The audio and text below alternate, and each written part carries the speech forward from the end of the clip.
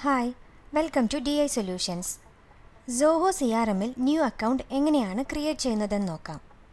അതിനായി CRM open ചെയ്ത് അതിൽ അക്കൗണ്ട്സ് മൊഡ്യൂളിൽ ക്ലിക്ക് ചെയ്യുക. അക്കൗണ്ട്സ് മൊഡ്യൂൾ ഇവിടെ ഓപ്പൺ ആയി വന്നിട്ടുണ്ട്. ക്രിയേറ്റ് ചെയ്തിട്ടുള്ള അക്കൗണ്ട്സ് ആണ് ഇവിടെ കാണുന്നത്.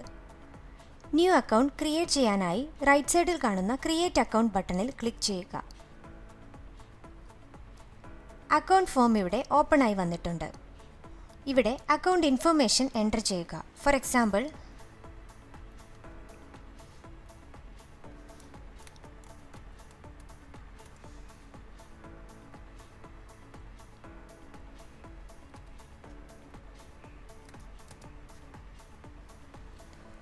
അക്കൗണ്ട് റിലേറ്റഡ് ഇൻഫർമേഷൻ എൻ്റർ ചെയ്തതിനു ശേഷം സേവ് ക്ലിക്ക് ചെയ്യുക.